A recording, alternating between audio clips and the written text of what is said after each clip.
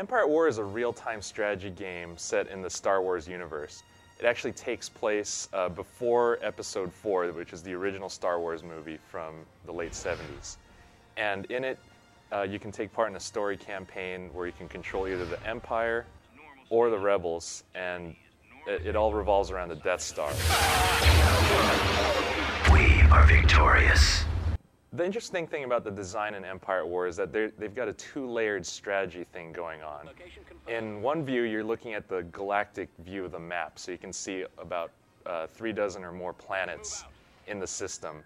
And you can take control of these different planets, and they all offer you credits, which is money, which you use to buy new weapons and more soldiers for your army.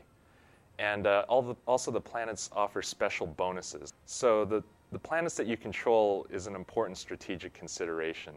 Space battle in Empire at War works when 2 different fleets clash over a planet. So if you're in control of the planet and you have planetary defenses there, you can actually shoot up from the planet at the invading fleet with maybe an ion cannon or a hypervelocity cannon that's mounted on the planet. They can't get at that. But otherwise, the space battles are just like that you've seen in the movies. You've got these huge Imperial Star Destroyers, Mon Calamari cruisers, they're all clashing. And you've got these tiny little fighters that are just buzzing around. There's some tactical elements to consider there, like space stations that help out in the defense of a system. And you can also target hard points on each of the ships, so you can specifically take out the hangar or the ion cannon or the laser cannon on specific ships. Land battles take place when you send in ground troops onto a planet's surface. And like the space battles, there's some interaction between what's going on in space and what's actually happening on the surface. So if you've got a fleet in orbit over the planet, you can actually call in bombing runs to help you out on top of the planet. The land battles aren't really quite as fun as the space battles because the artificial intelligence isn't quite as good. They'll basically just send units straight at you, but it's still fun to look at. You've got your AT-ATs walking around, lumbering around. You can trample on top of infantry. And the object is really to just take over that planet by taking out all the enemy buildings. And you'll need to do that by controlling all the reinforcement points so you can make your army bigger in that battle. So each side in the game has special hero units that can really turn the tide of battle, and they're quite an array of them.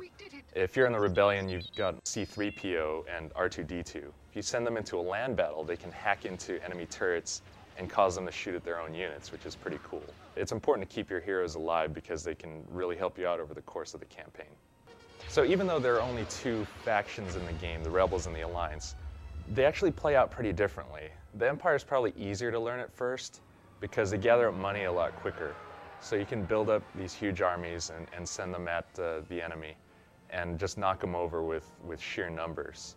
The Rebels, they don't have as much money. They have to steal their technology from the Alliance, and they can't build up these huge forces. But they get some advantages, such as being able to use a small raiding party, and you can land it on a planet even if that planet's guarded by an Imperial fleet. And they can also always see what units the Empire has on every planet, whereas the Empire can't do that.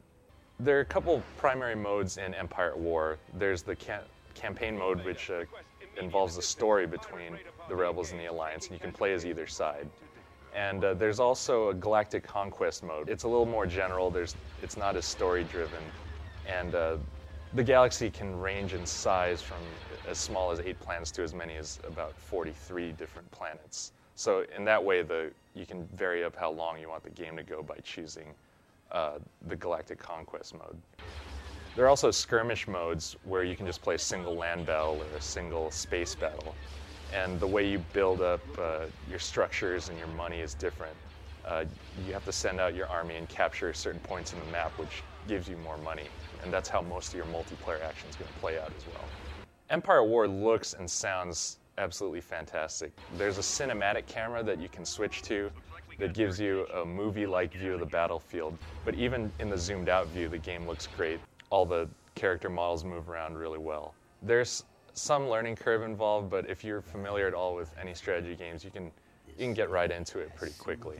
So if you're a strategy game fan and you like Star Wars, chances are you're really going to like Empire War a lot.